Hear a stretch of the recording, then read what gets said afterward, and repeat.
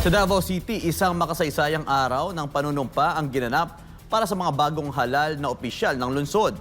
Pinangunahan mismo ni Vice President Sara Duterte ang seremonya para sa mga bagong kongresista, vice-alkalde at mga miyembro ng sangguniang panlunsod. Narito ang detalye mula kay Jean Domingo live. Magandang gabi, Jean. Yes, Franco, magandang gabi. Isang makabuluhang mensahe nga ang pinaabot ni Vice Mayor Sebastian Basi Duterte sa inaugurasyon ng mga bagong halal na opisyal ng lungsod ng Davao na sumasalamin sa paninindigan, pagkakaisa at pagiging matatag ng mga Davaoenyo. Isang araw bago ang kanyang formal na panunungkulan sa Hunyo at 30, nanumpa na ang mga nagwaging kandidato sa katatapos na halalan sa Davao City. Kabilang sa mga nanumpa ang mga kinatawan sa Kongreso na muling pinagkatiwalaan ng mandato ng mga Davaoenyo sa pangunguna ni Vice President Sara Duterte. Nanumpa rin bilang bagong halal na vice-alkalde si Sebastian Basi Duterte na kasalukuyang alkalde ng lungsod. Kasama rin sa seremonya ang lahat ng mga halal na miyembro ng Sangguniang Panlungsod mula sa 3 distrito ng Davao na nagpahayag ng kahandaang gampanan ang kanilang tungkulin tungo sa patuloy na pag-unlad ng lungsod. Gayon din na natiling usapin ang panunumpa ni Mayor-elect Rodrigo Duterte dahil sa kanyang kasulukuyang kalagayan sa The Hague, Netherlands. Kabilang din sa mga dumalo is ng Senator Bongo, Senator Bato de la Rosa, ang tinaguriang Duterte, sina Attorney Lambino, Attorney Bondoc, Philip Salvador, Dr. Mata at ang representante ni Pastor Polo Sikibuloy. Maliban sa panunumpa, isa sa pinakaabang bahagi ng paglipat ng kapangyarihan ay ang mensahe ng nagpapalabas na alkalde na si Sebastian Duterte matapos ang kanyang termino bilang punong ehekutibo ng lungsod. Naganap ang kanyang formal na pamamaalam at pagbabahagi ng mga nakamit ng kanyang administrasyon, pati na rin ang kanyang mga pangarap para sa Davao City sa ilalim ng bagong liderato. Let it be clear also, we will protect Davao City. Our policies are straightforward.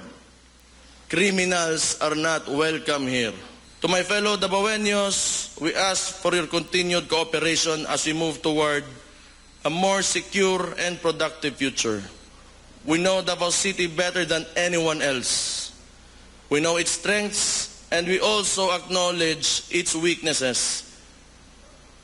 Its growth and success rely on all of us. People in government cannot do this alone. We all need to do our part and contribute to nation building. The day will come when our forefathers will look upon us with pride, knowing we protected the city they built and led it to even greater heights. Hinimok rin niya ang pagkakaisa at pagpapatuloy ng mga programa at inisyatibo na magpapalago sa lungsod. Samantala, nagbigay rin ng mensahe si Vice President Sara Duterte para sa mga bagong halal na opisyal ng Davao City.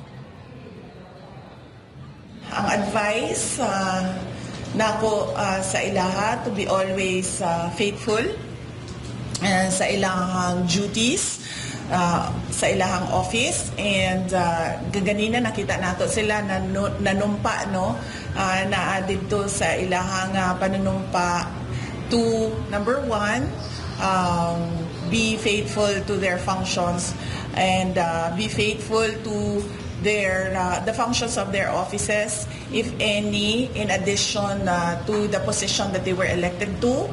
And then next, that they will stand firmly by the legal orders, laws and decrees of duly constituted authorities in our country.